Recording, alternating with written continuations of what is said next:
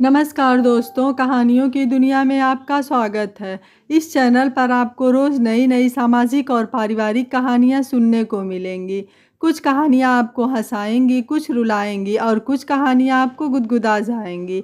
तो चलिए ऐसे ही एक आज भी पारिवारिक कहानी हम शुरू करते हैं। आज की कहानी है बच्चों, मैं अपनी ज़िंदगी अपने हिसाब से जीऊँगी, मुझे तुम्हारे सहारे की कोई ज़रूरत नहीं है। 2 साल हो गए माँ, ना आप हमारे पास आई और ना काम के चलते हम लोग आपसे मिलने आ पाए।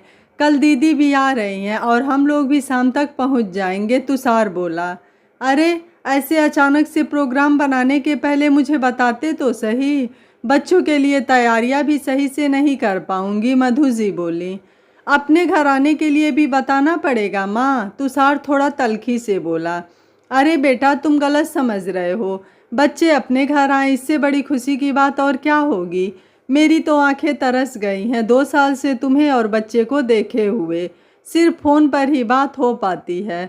ठीक है, तुम लोग आओ, कोई नहीं, मिलकर बैठकर बातें करेंगे, मधु जी बोली। अगले दिन तुषार, उसकी पत्नी ऋचा और 2 बच्चे, 10 साल का अंश और 8 साल की अवंतिका, साथ में मधु जी की बेटी सारिका अकेले ही आती है। बच्चों, तुम लोगों को देखने के लिए आंखें तरस गई थी। बहुत अच्छा लगा जो तुम लोग मिलने आ गए, मधु जी बोली। सही है माँ, आजकल तो आप कुछ ज़्यादा ही व्यस्त हो गई हैं, बिल्कुल भी समय ही नहीं मिलता। फ़ोन भी कई बार हमें ही करना पड़ता है, तुषार बोला। बेटा, वह तो ट्रेनिंग सेंटर में थोड़ा व्यस्त रहती हूँ तो समय निकल जाता है। तुम सब बैठो, मैं भी चाय नाश्ता लाती हूँ, कहकर मधु जी रसोई में चली जाती हैं। मधु जी, आपकी लगता है भूलने की आदत गई नहीं। आज बिल जमा कराने की आखिरी तारीख थी। मुझे लगा आप याद दिलाएंगे, लेकिन मैंने ही याद करके, योगेश जी बोलते हुए अंदर आने लगे, लेकिन अचानक से सभी को देखकर चुप हो गए। आप बिल्कुल सही समय पर आए हैं, चाय तैयार है, आइए बैठिए। बच्चों का अचानक से आने का हो गया, इसलिए मेरे दिमाग से ही बात निकल गई और आपने जमा करवा दिया, उसके लिए बहुत बहुत धन्यवाद, मधु जी योगेश जी को देखते हुए बोली। यह तो अच्छी बात है, बड़े दिनों के बाद आप सब अपने माता जी से मिलने आए हैं। आप लोगों को बहुत याद करती हैं, योगेश जी सोफे पर बैठते हुए बोले। हमारी माँ है, इतनी बार कहा हमसे मिलने आ जाओ, लेकिन ना जाने ऐसा क्या है यहाँ जो इन्हें आने से रोक रहा है। यही तो हम देखने इतनी दूर से आए हैं, ऋचा बोली। हम बूढ़े लोगों के लिए बची खुची जिंदगी ही तो है, इस उम्र में किस चीज़ से लगाव रहता है, सिर्फ अपनी बीती हुई जिंदगी के कुछ पलों से, योगेश जी बोले। सही कहा, वह तो दिख रहा है। वैसे आपका परिचय, तुषार थोड़े रूखे अंदाज में बोला। मैं योगेश शर्मा, जो इस कॉलोनी की पिछली गली में ही रहता हूँ। बैंक में कार्यरत हूँ, 1 साल और बचा है, रिटायर हो जाऊँगा। मेरे भी 2 बच्चे हैं, लेकिन दोनों अपनी अपनी नौकरियों के सिलसिले में बाहर ही रहते हैं, योगेश जी बोले। इसलिए आप हमारे घर में बैठे रहते हैं, सारिका बोली। यह क्या तरीका है किसी से बात करने का, अभी ठीक से तुम इन्हें जानती भी नहीं। और मधु जी बोली। माँ, जिस हिसाब से आप इनकी तरफदारी कर रही हैं, हमें कुछ जानने की ज़रूरत भी नहीं है। हम इतने छोटे नहीं हैं, सब कुछ सुनने और देखने के बाद इतना समझ न सकें। देखिए, आप इस परिवार का हिस्सा नहीं हैं, इसलिए बेहतर होगा आप जाएं, तुषार बोला। बेटा, मैं परिवार का हिस्सा तो नहीं हूँ, लेकिन आज की तारीख में तुम्हारी माताजी के सुख दुख का हिस्सेदार ज़रूर हूँ। और तुम्हारी बातों से मुझे लग रहा है तुम्हें कोई गलतफहमी हुई है, योगेश जी बोले। देखा माँ, आज बाहर का कोई आदमी आकर हमारे घर के मामले में दखल देने लगा है, सिर्फ आपकी वजह से। क्या ज़रूरत थी आपको यह सब करने की, तुषार बोला।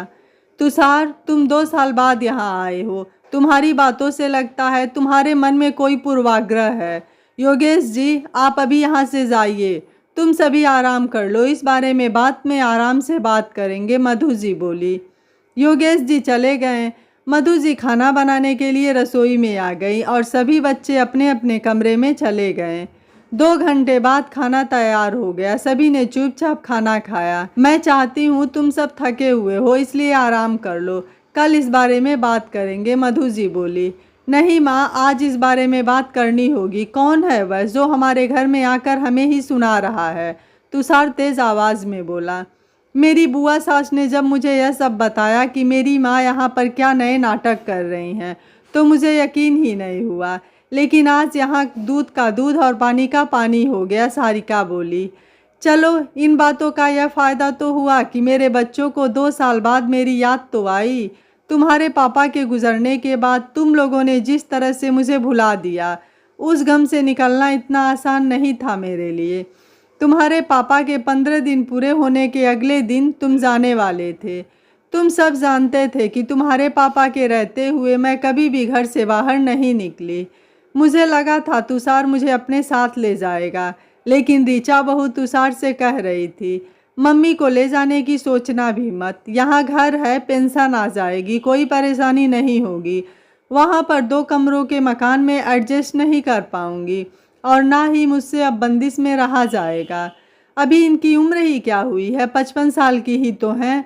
भगवान की दया से शरीर भी सही है। जब हमारी ज़रूरत होगी हम ले जाएंगे। यह बात सुनकर मुझे यकीन नहीं हुआ कि मेरे बच्चे इतनी जल्दी बदल जाएंगे। सारिका के बारे में तो सोच भी नहीं सकती थी।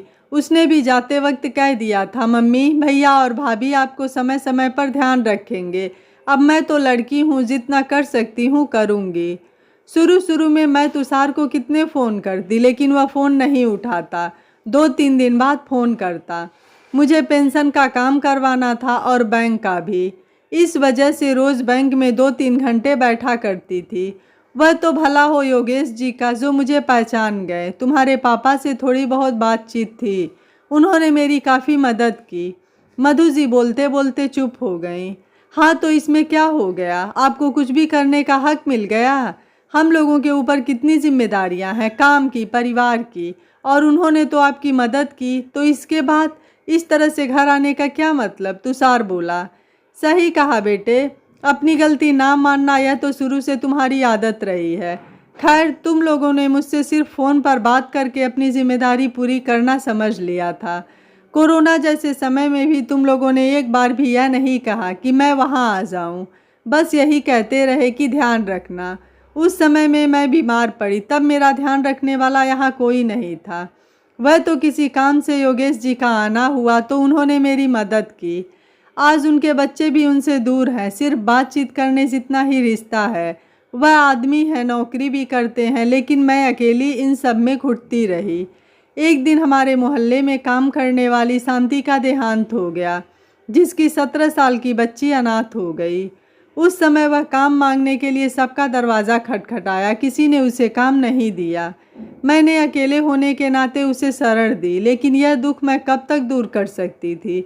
इसलिए मेरे दिमाग में यह ख्याल आया कि मैं इस बच्ची को अपने पैरों पर खड़ा कर सकूं, और शायद इसकी जैसी और बच्चियां जिन्हें जीवन में कई चुनौतियों का सामना करना पड़ता है, अगर हो सके तो क्यों ना उन्हें इस लायक बनाऊं कि वह अपने पैरों पर खड़ी हो जाएं। अपना विचार जब मैंने योगेश जी को सुनाया तो उन्होंने मुझे बैंक से लोन द्वारा और अपनी थोड़ी जमा पूंजी लगाकर मुझे ट्रेनिंग सेंटर खोलने के लिए प्रेरित किया, जहां आज लगभग 100 लड़कियां सिलाई सिखाती हैं। साथ ही मोमबत्ती बनाना, अगरबत्ती बनाना, अचार बनाना, ऐसे कई काम सिखाए जाते हैं, जिसमें योगेश जी ने भी अपना योगदान दिया। हम 2 ऐसे लोग हैं जिनका परिवार होते हुए भी अकेले हैं। हमने सिर्फ दूसरों की मदद के लिए एक दूसरे के साथ इस नेक रास्ते पर चलने का फैसला किया।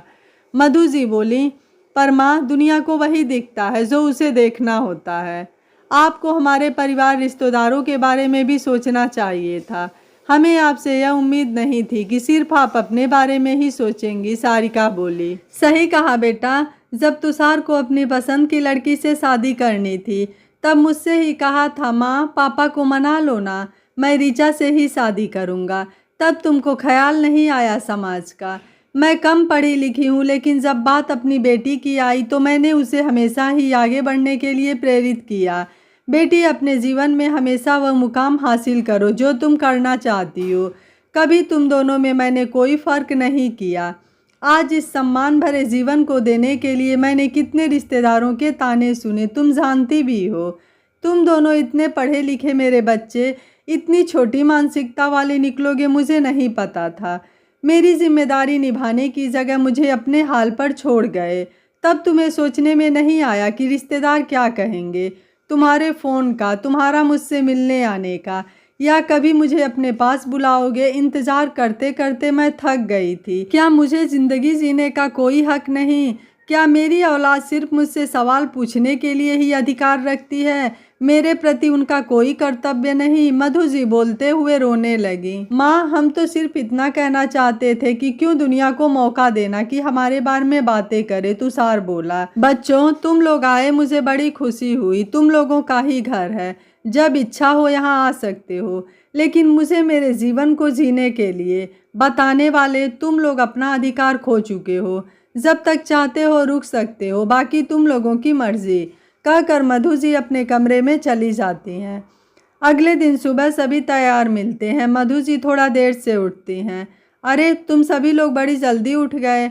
मैं रात को थोड़ा लेट सोई थी, इसलिए आँख नहीं खुली। अभी मैं सभी के लिए चाय बनाती हूँ, मधु जी बोली। माँ, हम लोग निकल रहे हैं, तुषार बोला।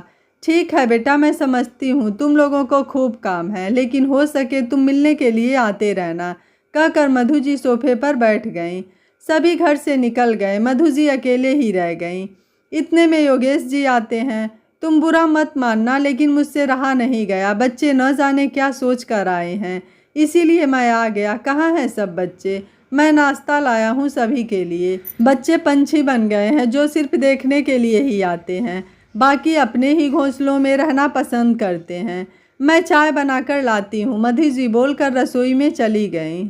दोस्तों, बच्चे अपनी जिम्मेदारियां भले ना निभा पाएं, लेकिन माता पिता से सवाल सबसे पहले उठाते हैं। जिस समय बेटी और बेटे को माँ का साथ देना चाहिए था, अपने पास ले जाना चाहिए था ताकि वह अपने पति के गम को भुला सके, उस समय तो बच्चों ने उनका साथ छोड़ दिया, उन्हें अकेला बेसहारा छोड़ दिया और समाज के बनाए नियम कानून सिखाने उन्हें आ गए थे। यदि बच्चे अपनी जिम्मेदारी नहीं निभा सकते हैं तो उन्हें माता पिता पर सवाल उठाने का भी कोई हक नहीं है। आपको मधु जी का फैसला कैसा लगा? आप मुझे अपनी राय कमेंट बॉक्स में ज़रूर दीजिएगा। वीडियो पसंद आया है तो वीडियो को लाइक, शेयर एंड चैनल को सब्सक्राइब कर लीजिएगा। Thank you for watching. मिलते हैं अगली कहानी में।